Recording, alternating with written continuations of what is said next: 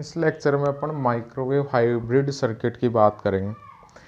तो जो microwave hybrid circuit है उसकी यूज क्यों करते हैं, तो उसके लिए मैं आपको बता दूं कि जो माइक्रोवेव सर्किट है उसमें बहुत सारी माइक्रोवेव डिवाइस आपस में कनेक्टेड होती है। उससे क्या मिले अपने को, एक डिजायर्ड माइक्रोवेव सिग्नल अपने को मिले। तो उस केस में जो माइक्रोवेव जंक्शन है उसमें अपन बहुत सारी टी काम में लेते हैं, जैसे E plain tea, H plain tea, magic tea. ठीक है, ये सब के बारे में अभी अपन डायरेक्शनल कपलर इनके बारे में पढ़ेंगे। तो नेटवर्क थ्योरी में क्या होता है कि जो टू पोर्ट डिवाइस है, एच वाई और जेड पैरामीटर आपने पढ़ रखे होंगे इलेक्ट्रॉनिक्स में, इनकी जगह इसकी ज़रूरत क्यों पड़ी, जेड एच और वाई, इन पैरामीटर्स की जगह इनकी ज़रूरत क्यों पड़ी। तो देखो, जब फ्रीक्वेंसी माइक्रोवेव रीजन में होती है तो जो ये पैरामीटर है एच वाई और जेड, ये मेजर नहीं कर सकते। क्यों नहीं मेजर कर सकते, इनके लिए क्या होता है कि जो इक्विपमेंट है is not available to measure total voltage और total current of the port of the network. यानी इनके केस में माइक्रोवेव रेंज की ऑर्डर के अपने पास में इक्विपमेंट अवेलेबल नहीं होते। दूसरा, शॉर्ट और ओपन सर्किट बहुत टिपिकलिटी से अपन इनमें अचीव कर सकते हैं। और जो पावर ट्रांजिस्टर है और टनल डायोड है स्टेबल नहीं होते शॉर्ट और ओपन सर्किट के केस। यानी अपन जो नेटवर्क थ्योरी में जेड एच और वाई पैरामीटर काम में लेते हैं, वो माइक्रोवेव जो रीजन है उसमें काम क्यों नहीं लेते, इनके इक्विपमेंट इस ऑर्डर के अवेलेबल नहीं है। दूसरा, शॉर्ट और ओपन सर्किट अपन बहुत टिपिकली मेजर कर पाते हैं। और उस केस में जो टनल डायोड है और पावर ट्रांजिस्टर है वो क्या नहीं रहते, स्टेबल नहीं रहते। तो उस केस में एक नया मेथड करेक्टराइजेशन का यूज में लेते हैं, उसको बोलते हैं अपन एस पैरामीटर स्कैटरिंग पैरामीटर। क्या लेते हैं, एस पैरामीटर। अब इस एस पैरामीटर की कुछ खास बातें हैं। तो एस पैरामीटर के में क्या होता है कि मान लो मेरे पास में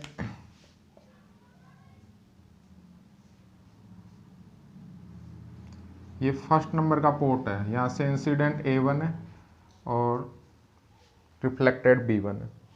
ठीक है, ऐसे ही यहाँ पे इंसिडेंट A2 और रिफ्लेक्टेड B2। ठीक है, ऐसे ही A3 B3 और N पोर्ट है मेरे पास। तो S पैरामीटर में जो N पोर्ट है, तो एक पोर्ट की वजह से सब पे जो रिफ्लेक्शन हो रहा है उसको मैं लिख देता हूँ, जैसे मान लो ith पोर्ट पे BI summation I equal to 1 to N,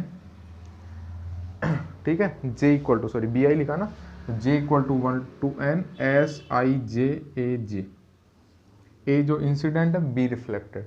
एक पोर्ट पे सबकी वजह से कितना रिफ्लेक्शन हो रहा है। तो B1 को अपन क्या कर सकते हैं, ओपन भी कर सकते हैं, S11 A1 S12 A2 plus dash dash dash S1 AN, ऐसे B2 B3 B4 BN सबको लिख सकते हैं। तो उस केस में ये B1 एक स्कैटरिंग मैट्रिक्स मिल जाएगी। क्या होगा अगर आप इसको मैट्रिक्स फॉर्म में लिखोगे, तो ये B1 B2 dash dash dash ही हो जाएगा।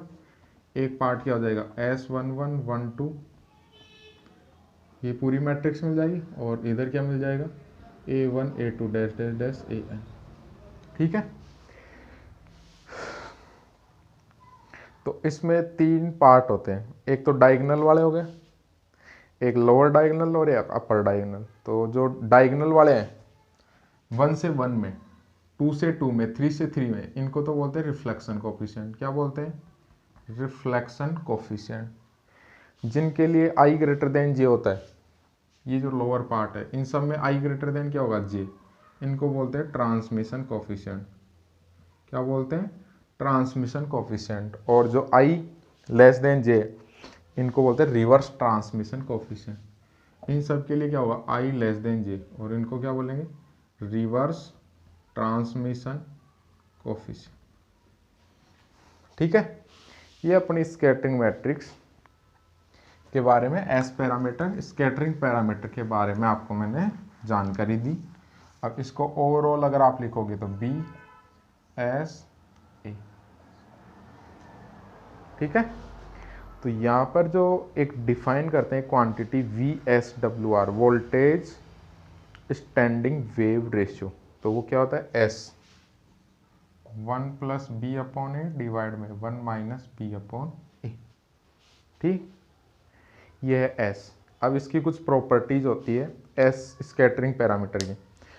तो यानी परफेक्टली मैच हो स्कैटरिंग मैट्रिक्स की, परफेक्टली मैच का मतलब वहाँ से अगर 1 से आप वेव डाल रहे हो तो 1 पे रिफ्लेक्शन नहीं होना चाहिए। इसका मतलब सारे डायगोनल क्या हो जाने चाहिए, 0 हो जाने चाहिए। परफेक्टली मैच के केस में सारे 0 हो जाने चाहिए। दूसरा लॉसलेस के केस में जो एस है, एस का कॉम्प्लेक्स कॉन्जुगेट वो यूनिट मैट्रिक्स मिल जानी चाहिए। किसके केस में, लॉसलेस। ठीक है, ये एस जो पैरामीटर है स्कैटरिंग पैरामीटर उनकी कंडीशन है। रेसिप्रोसिटी कंडीशन किसको बोलते हैं, S I J equal to S J I, इसको बोलते हैं रेसिप्रोसिटी, रेसिप्रोसिटी कंडीशन। ठीक है, आगे समझे। तो ये इनकी कुछ कंडीशंस है। अब एक इसकी थ्योरम आती है और वो थ्योरम क्या बोलती है कि जो perfectly match of A lossless junction in microwave is impossible.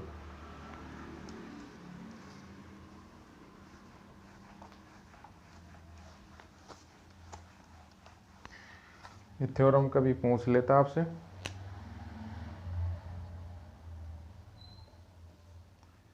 Perfectly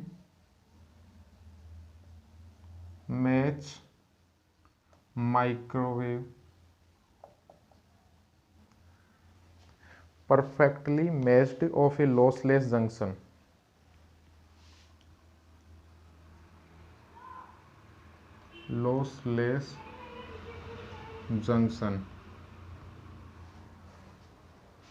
in microwave T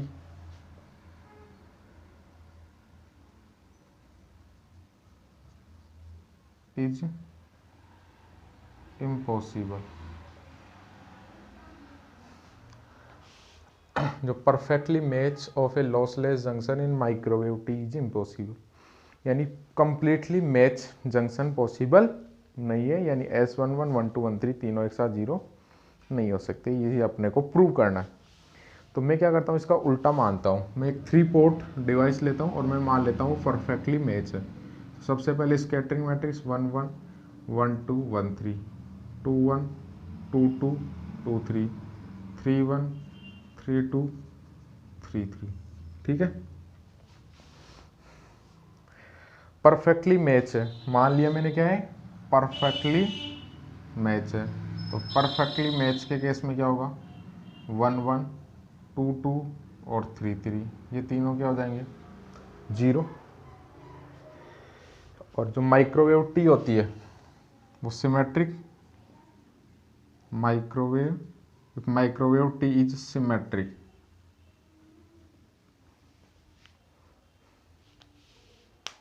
तो जो माइक्रोवेव टी है अगर वो सिमेट्रिक है तो सिमेट्रिक के केस में क्या हो जाएगा, S12 S21 S13 equal to S31।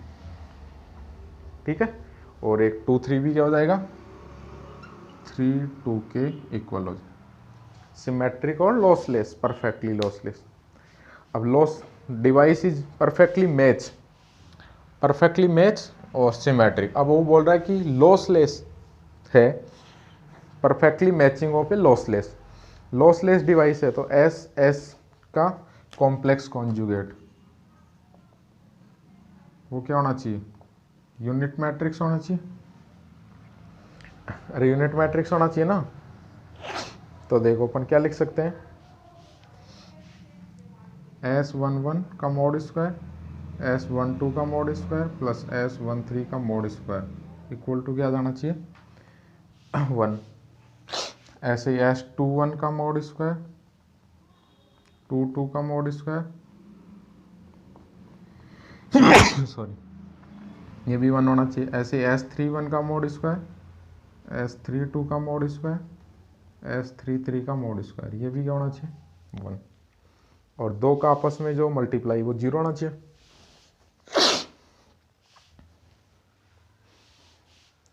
S11 S12 का कॉम्प्लेक्स कॉन्जुगेट, S21 22 का कॉम्प्लेक्स कॉन्जुगेट, S31 32 का कॉम्प्लेक्स कॉन्जुगेट। ये जवाब आना चाहिए 0। ठीक है, अब देखो अपने पास में ये सारे जो डेटा है इसमें अगर अपन पुट कर दे तो क्या वैल्यू आएगी,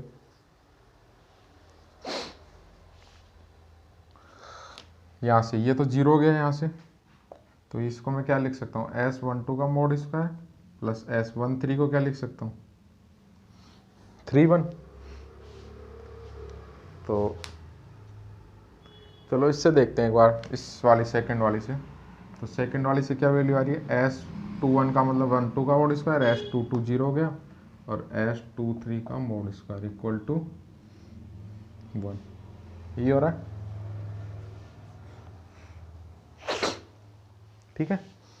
अब यहाँ से देखो ये S11 0 तो ये तो 0 हो गया, S22 भी 0 तो ये भी 0 हो गया। अब एक ही क्वांटिटी बची, इसका मतलब या तो S31 0 या S32 का कॉम्प्लेक्स कॉन्जुगेट 0। यही बता रहा है, अरे यही बता रहा है। मैं मान लेता हूँ कि S13 0 है, या तो ये 0 है, ये मैं मान लेता हूँ इफ S31 का मतलब 13, S31 0 तो 13 भी 0। मैंने मान लिया इफ S13 इक्वल टू 0 और S13 इक्वल टू 0 तो S12 यहाँ से क्या आ रहा है, S12 का मोड स्क्वायर प्लस S13 का mode square equal to S13 0। तो यहाँ से क्या वैल्यू आ जाएगी, S12 equal to 1, S12 equal to 1। ये आइए, अरे ये आएगी क्या। अब देखो, अब इन तीनों इक्वेशन को चेक करो। देखो यहाँ से S12 की वैल्यू 1 आ गई, S13 0, S12 1 है तो ये भी 1 होगा, इसका मतलब यहाँ से S23 0। अब S23 यहाँ से तो यहाँ से S12 0 तो S23 यहाँ से तो आ रहा है 1 इस इक्वेशन से, तो और इस इक्वेशन से क्या आ रहा है 0 आ रहा है। इसका मतलब एक इक्वेशन 0 बता रही है जबकि दूसरी 1। इसका मतलब दोनों की वैलिडिटी अगर है तो जो अपन ने माना है वो क्या माना है, गलत, क्योंकि दोनों एक दूसरे के कॉन्ट्राडिक्ट आ रही है ना इक्वेशन। यहाँ से तो S13 S13 0 तो S12 1 आ गया, तो 1 आ गया, तो ये S23 यहाँ से तो क्या हो गया S23 यहाँ से तो 0, और यहाँ से 12 S12 1 है तो ये यहाँ से 0 आना चाहिए। ठीक है, और यहाँ से चेक करो तो दोनों में एक वैल्यू बता रही है 1, दूसरी बता रही है 0। इसका मतलब क्या हो रहा है, जो अपन ने माना था इनिशियली वही क्या था, गलत। ठीक है, आगे थ्योरम समझिए। ठीक है,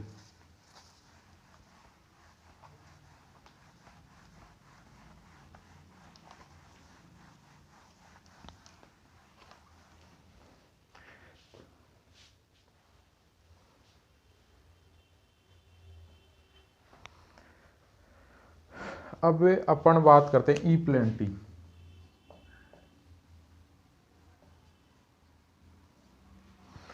तो देखो ई प्लेन टी में क्या होता है, एक वेवगाइड टी होती है, एक पैरेलल वेवगाइड टी होगी और एक इसके परपेंडिकुलर, यानी इसके पर ऐसे ये टी है, इसके जस्ट परपेंडिकुलर। ठीक है, यानी इसकी जो साइड आर्म है वो क्या होगी, पैरेलल के इलेक्ट्रिक फील्ड के मेन वेवगाइड। तो इसमें देखो क्या होगा, एज इसको ऐसे मान सकते हैं। तो यहाँ से अगर ये पोर्ट 1 है, ये 2 है और ये 3 है, तो पोर्ट 1 से अगर आप लाइट डालोगे, मान लो पोर्ट 1 से लाइट डाल रहे हो ऐसे, तो ये यहाँ कैसे हो जाएगी, इसका मतलब यहाँ डाउनवर्ड और यहाँ अपवर्ड। तो पोर्ट 1 से अगर लाइट डालोगे, 1 से लाइट डाल रहे हो तो 2 और 3 पर लाइट इमर्ज हो रही है, वो क्या हो रही है, आउट ऑफ फेज। क्या हो रही है, आउट ऑफ फेज। नेक्स्ट, अगर 1 और 2 पर आउट ऑफ फेज में आप लाइट डालोगे तो देखो ये ऐसे आएगी, ये इधर वाली लाइट, और ये वाली लाइट ये भी कुछ ऐसे मिलेगी। जैसे यहाँ आउट ऑफ फेज है तो इन फेज हो रही है ना 1, तो इसको जस्ट उल्टा देख लो, अगर 2 और 3 पर आप वेव डाल रहे हो आउट ऑफ फेज तो 1 पे क्या मिल रही है, वो जुड़ के मिल रही है। क्या मिल रही है, जुड़ के। और ऐसे ही अगर 2 और 3 पे सेम फेज में डालोगे तो वो 1 पे क्या हो जाएगी, मिलेगी नहीं या कैंसिल कर देगी एक दूसरे। तो 3 चीज समझ आ गई। 1 पे डाल रहे हैं तो 2 और 3 पे आउट ऑफ फेज मिल रही है, 2 और 3 पे आउट ऑफ फेज डाल रहे हैं तो 1 पे सेम फेज में जुड़ के मिल रही है, 2 और 3 पे अगर सेम फेज में डाल रहे हैं तो 1 पे अपने को जो पावर है वो कैंसिल होके मिल रही। तो इसके लिए अपन एस मैट्रिक्स लिख सकते हैं ई प्लेन टी के लिए। तो ई प्लेन टी के लिए एस मैट्रिक्स लिखेंगे तो कैसे लिखेंगे, एस 1 1 1 2 1 3 2 1 2 2 2 3 3 1 3 2 3 3। ठीक है। सिमेट्रिक डिवाइस की अगर आप बात करोगे तो सिमेट्रिक में क्या हो जाएगा, S12 S21 S31 S13 S23 equal to S32। ठीक है। अब जो 1 3 और 2 3 है, 1 नंबर पोर्ट, 2 नंबर पोर्ट और 3 नंबर पोर्ट, तो उनमें कैसा बिहेवियर है, जो 1 3 पोर्ट है और 2 3 पोर्ट है 1 से 3 में, और 2 3 पोर्ट है 2 से 3 में, उनमें क्या हो रही है, कपलिंग तो सेम हो रही है लेकिन क्या हो रही है, अपोजिट। इसलिए S13 क्या हो गया, माइनस S23। अब मैंने मान लिया let S11 S22 equal to alpha, S33 equal to beta. ठीक है। तो अब इस वाले फॉर्मूले से क्या हो जाएगा, S13 S31 के equal minus S23 minus S32। ठीक है। और इसको मान लिया मैंने गामा, और एक क्वांटिटी और बच गई S12 S21 equal to del. सारी क्वांटिटी पुट कर दो तो एस मैट्रिक्स आपकी क्या बन जाएगी, अल्फा अल्फा बीटा। S12 का क्या माना, del del gamma gamma minus gamma. ठीक है।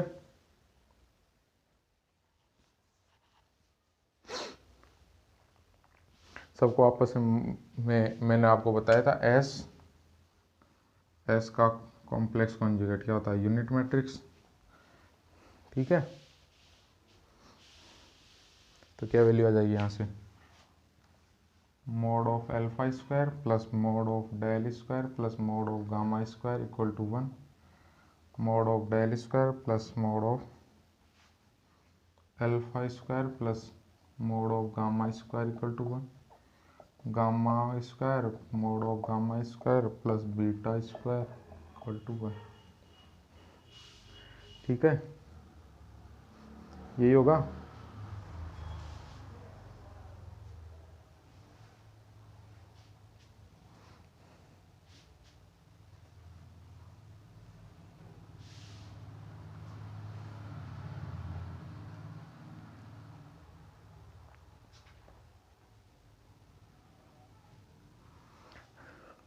One one two two three three आ गई।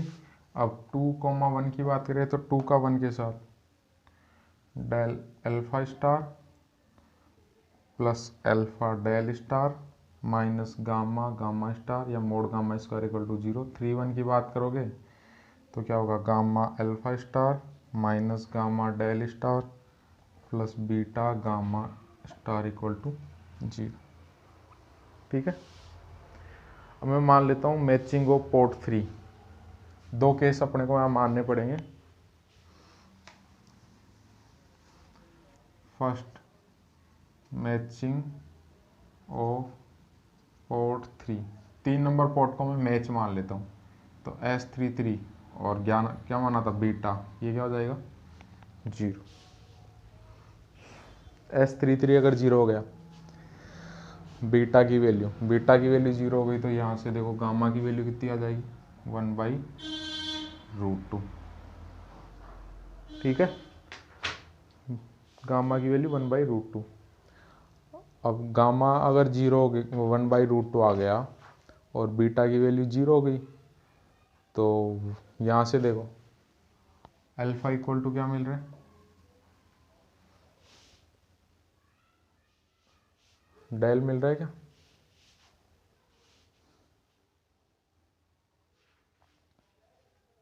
यहाँ से मिल जाएगा। इस इक्वेशन से देखो बीटा जीरो हो गया, बीटा जीरो हो गया, गामा जीरो में चला गया, तो अल्फा इक्वल टू डेल। ठीक है, अल्फा इक्वल टू डेल अगर अपन पुट कर देंगे तो अल्फा और डेल की वैल्यू कितनी आ जाएगी, alpha equal to del put कर दिया तो 1/2 इक्वल टू डेल। ठीक है, तो ये सारी वैल्यू मिल गई। अल्फा की वैल्यू कितनी मिल गई 1/2, डेल की वैल्यू भी 1/2, और ये जो गामा 1/√2 मिल गई सारी वैल्यू। तो आप यहाँ से भी चेक कर सकते हो, देखना भी एस की वैल्यू क्या मिल गई 1/2, 1/2, 1/√2, 1/2, 1/2 माइनस 1/√2, 1/√2 माइनस 1/√2 और 0, यही मिली क्या, अरे मिली। अब आप जानते हो बी क्या होता है, एस ए, इसका मतलब इधर क्या आएंगे B1 B2 और इधर A1 A2। तो मैं अगर B1 में पावर जो फेड कर रहा हूँ पोर्ट नंबर 3 से करूँ, पावर डाल रहा हूँ 3 नंबर पोर्ट से, और कितनी डाल रहा हूँ A, तो देखो क्या वैल्यू आएगी, ये B1 B2 B3, और यहाँ ये वैल्यू ऐसे कैसे, और 0 0 A।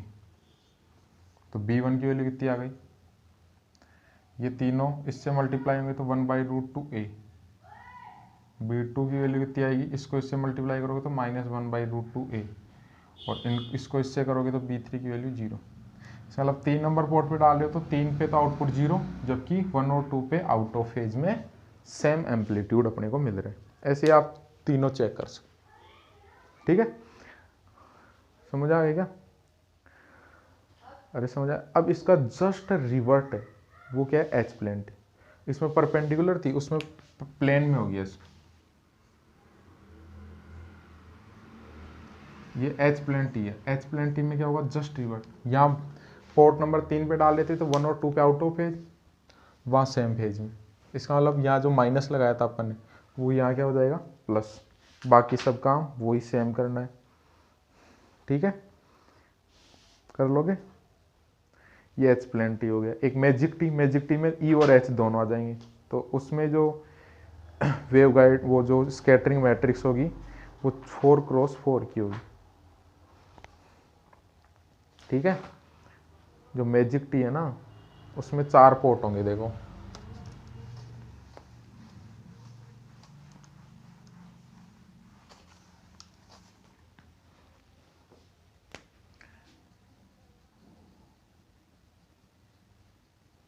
मैजिक टी में 4 पोर्ट होंगे।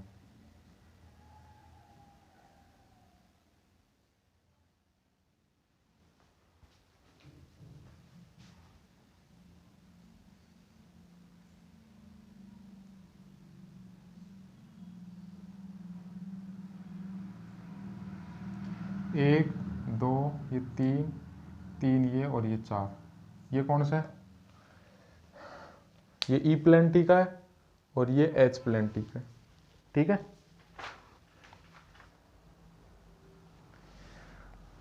अगर 1 और 2 से सेम फेज में डालेंगे तो कहाँ मिलेगी वो 4 पे, क्योंकि एच प्लेन पे मिलती है।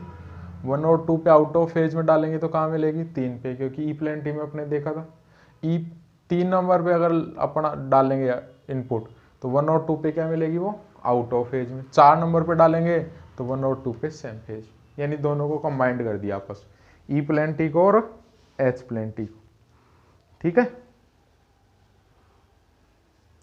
यानी अगर 1 और 2 पे अपन लाइट डाल रहे तो 1 से 2 और 2 से 1 अपने को लाइट यहाँ पर नहीं मिलेगी। ठीक है, और ये सिमेट्रिक होगा तो एस मैट्रिक्स जो हो जाएगी यहाँ S11 12 13 14 21 22 23 24 31 32 33 3 4, 4 1, 4 2, 4 3, 4 4। ठीक है।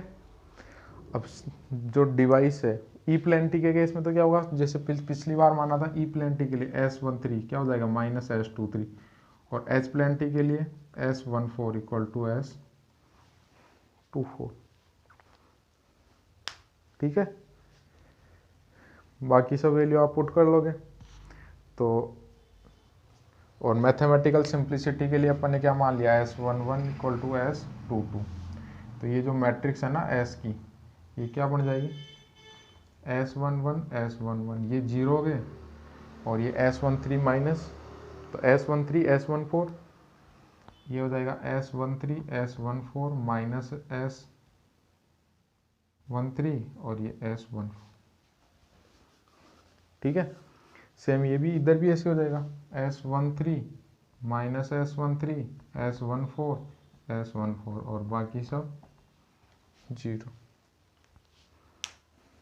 ठीक है, अब वो ये आपको प्रॉपर्टी लगानी है, प्रॉपर्टी लगाओगे तो मैं इसकी फाइनल वैल्यू आपको लिख देता हूँ। प्रॉपर्टी एस का कॉम्प्लेक्स कॉन्जुगेट 1, डायरेक्टली करोगे तो सीधा वैल्यू आ जाएगी यहाँ, और जो वैल्यू आएगी वो 1/√2 आएगी दोनों की, S13 1/√2 आएगी और S14 की भी 1/√2। और यहाँ पे रख के जैसे मैंने चेक करके आपको बताया था ई प्लेन टी के लिए, वैसे आप चेक कर लेना, आपको समझ में आ जाएगा। ठीक है, एक डायरेक्शनल कपलर होता है, और जो डायरेक्शनल कपलर होता है उसकी क्या प्रॉपर्टी है, देखो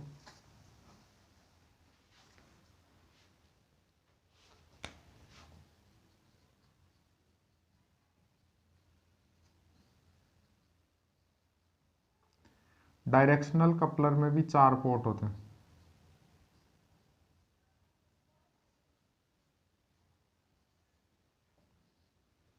कितने पोर्ट होते हैं, 4 पोर्ट। 1 नंबर पोर्ट, ये 2, ये 3 और ये 4। इसकी प्रॉपर्टी सुन लो ध्यान से, अगर 1 नंबर से पावर डालोगे ना तो ये इन फ्रंट जाएगी, बैक में नहीं जाएगी। इसका मतलब 1 पे डालोगे तो कहाँ मिलेगी, 2 और 4 पे, 2 पे डालोगे तो 1 और 3 पे, 4 पे डालोगे तो 1 और 3, 3 पे डालोगे तो 2 और 4। ठीक है, यानी ये रिफ्लेक्शन इसमें नहीं होता। आगे बात समझिए, ये होता है डायरेक्शनल कपलर। इसका मतलब इसमें जो अब मैट्रिक्स आप लिखोगे तो जो S11 2 2 3 3 4 4 ये तो सब जीरो हो जाएंगे, 1 से 1 पे, 2 से 2 पे, 3 से 3 पे तो हो गए नहीं। और जो S13 है 1 से 3 में नहीं होगा, तो 3 से 1 में भी नहीं होगा, तो 2 से 4 में भी नहीं होगा, तो 4 से 2 में भी नहीं होगा। ये सारे एलिमेंट क्या हो जाएंगे इसमें, जीरो। ये सारे जीरो, और ये सारे भी आप क्या रख देना, जीरो। ठीक है, और फिर एस का कॉम्प्लेक्स कॉन्जुगेट 1 लगाना, और वहाँ से वैल्यू फाइंड आउट करना। तो इसकी जो एस मैट्रिक्स आएगी वो मैं आपको लिख देता हूँ एक बार, आपको निकाल लेना है, आ जाएगी, बहुत ईजी है। एस जो स्कैटरिंग मैट्रिक्स है, डायगोनल सारे जीरो हो गए। ठीक है, ये पी होगा, ये जीरो, ये आयोटा क्यू, तो ये भी आयोटा क्यू, ये भी पी। ठीक है, ये भी आयोटा क्यू होगा, तो ये भी आयोटा क्यू होगा, ये जीरो हो जाएगा, ये जीरो, ये जीरो,